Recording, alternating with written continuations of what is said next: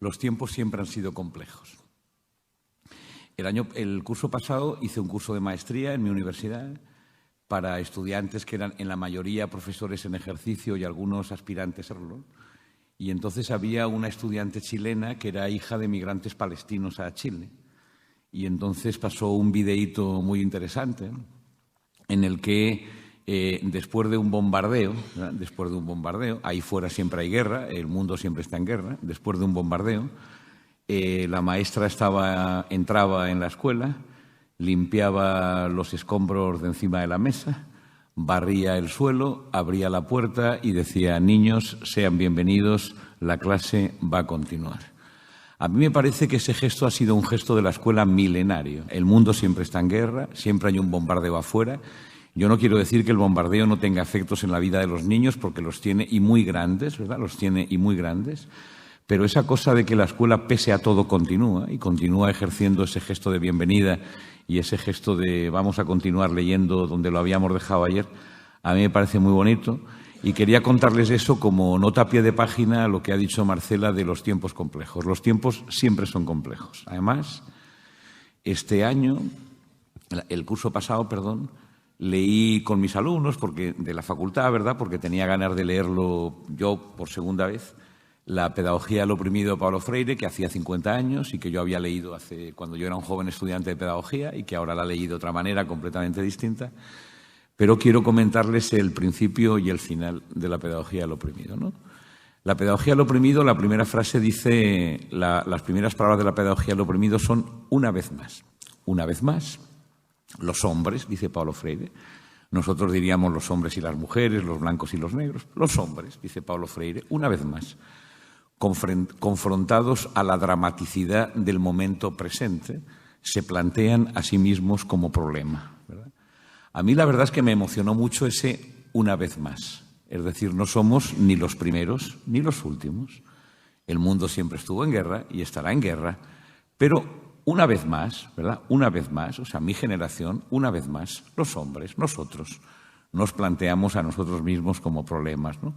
Esa idea a mí me parece muy bonita porque tiene que ver con que nadie empieza nada. O sea, siempre es una vez más, ¿verdad? Otra vez de nuevo, es decir, otra vez y al mismo tiempo de nuevo, en otras condiciones, ¿no? Pero la pedagogía del oprimido de Paulo Freire empieza diciendo una vez más, ni la primera ni la última, ¿verdad? Una vez más. Y termina de una manera muy curiosa enunciando un credo, casi una profesión de fe, ¿verdad? Un credo, ¿no? Las últimas líneas de la pedagogía del oprimido dicen lo siguiente, ¿no? Dice, si algo queda de estas páginas, que quede al menos esto. Eso es muy bonito, ¿no? O sea, yo he escrito, 300 páginas. Las palabras se las lleva el viento, como todas las palabras se las lleva el viento, ¿verdad? Pero si algo queda de estas páginas, si algo queda, ¿no? Si algo queda, que quede al menos esto, 2 puntos, ¿no? Y añade Paulo Freire, la fe, ahí es el credo, ¿eh? La fe en el hombre y en la capacidad de construir un mundo donde sea menos difícil amar. Independientemente de que el credo de Paulo Freire sea ese o podía haber sido otro cualquiera, ¿verdad? Lo que está claro ahí es que con la pedagogía del oprimido lo que quiere hacer Freire es simplemente transmitir la fe, es decir, transmitir la fe en la escuela, ¿verdad? Si algo queda de estas páginas, que quede al menos esto, ¿verdad? Una fe, ¿verdad?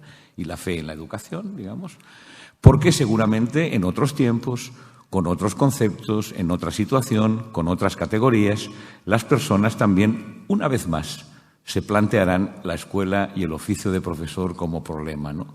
Por tanto, lo que nosotros estamos haciendo aquí hoy y tantos días cuando ustedes se reúnen para hablar de la escuela y de su oficio, ¿no?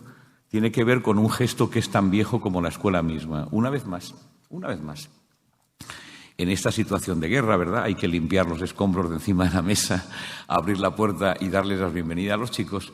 Y una vez más hay que, hay que volver a pensar cuáles son los desafíos del presente y en qué lío estamos metidos, ¿no? La segunda comentario que quería hacer, ya digo antes de los agradecimientos y así, tiene que ver con la historia de Manuel y también tiene que ver un poco con la fe, ¿no? O sea, Manuel pensaba que lo mejor de la escuela es el recreo. En el Esperando no se sabe qué, que es uno de los libros que yo vengo acompañando durante estos días, Hay una crónica, que es las conversaciones alrededor de un curso que yo di en La Serena, en Chile, el año 2017. Y entonces yo oí eso de un grupo de profesoras, ¿no?, que gritaban todas ellas: lo mejor de la escuela es el recreo.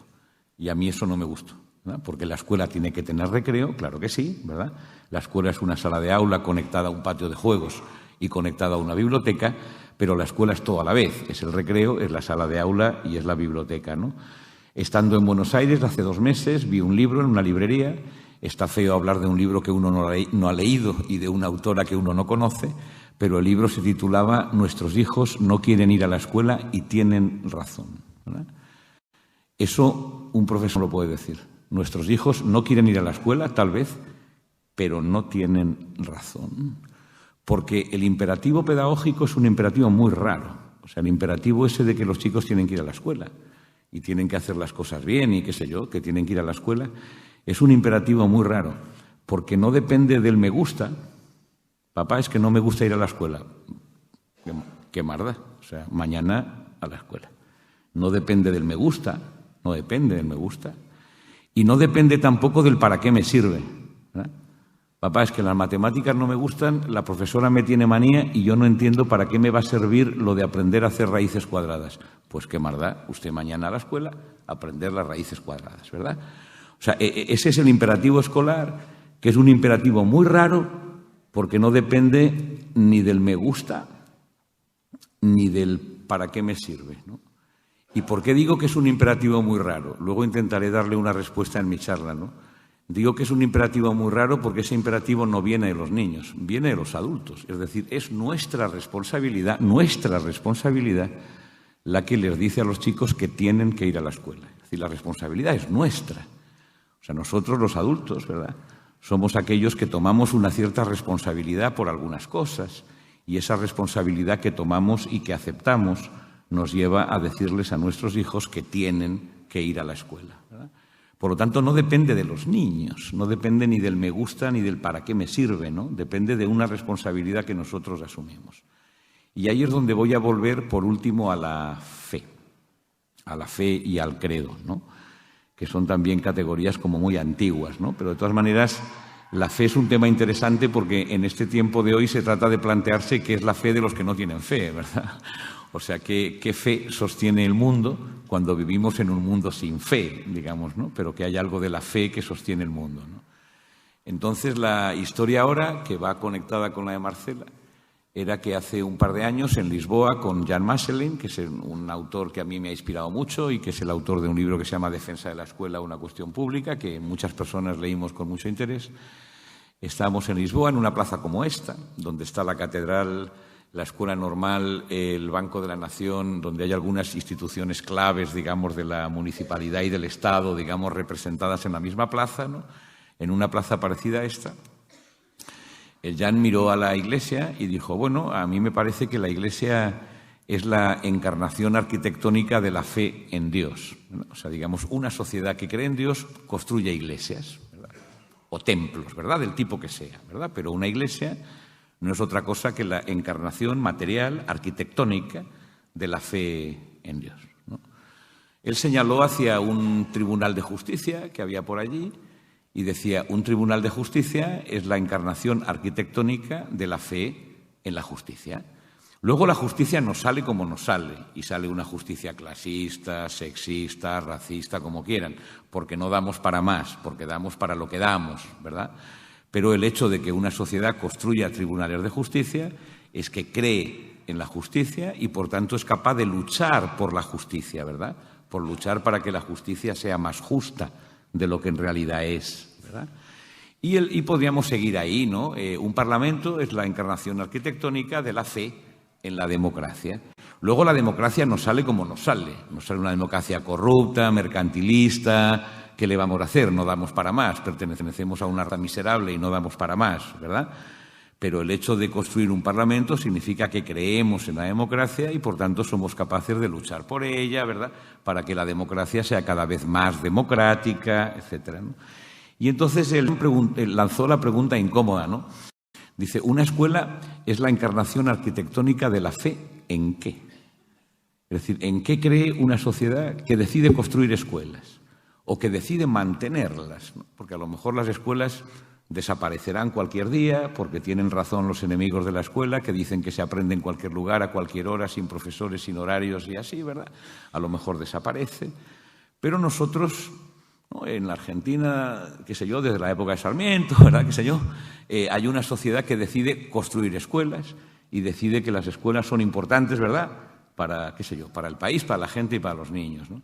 Entonces, una escuela es la encarnación arquitectónica de la fe en qué. Seguramente es posible que si hiciéramos este ejercicio, o sea, yo fuera su profesor y tuviéramos clase mañana, yo les pediría ahora, esta tarde, dedíquenle media hora a escribir un credo. O sea, yo como profesor creo, ¿verdad? Declaro mi fe, ¿verdad? Declaro mi fe en tal y tal cosa. Y mañana podríamos divertirnos un rato leyendo los credos que cada uno ha escrito, comentándolos, etcétera, ¿verdad? Pero en cualquier caso, la escuela es la encarnación arquitectónica de la fe en alguna cosa. O sea, lo abro simplemente como tema de conversación. Pero esa fe, en cualquier caso, es nuestra, no de los niños. Es porque nosotros creemos en alguna cosa, creemos en que la escuela representa alguna cosa, por la que les decimos a los niños, tienes que ir a la escuela, aunque no te guste y aunque no sepas muy bien para qué, digamos, porque la fe es la nuestra y la responsabilidad es la nuestra, ¿no? Entonces, esas eran las dos acotaciones y ahora ya sí vamos a empezar formalmente como yo debería haber empezado. Agradezco mucho a todas las personas que han hecho posible que yo esté hoy aquí con ustedes.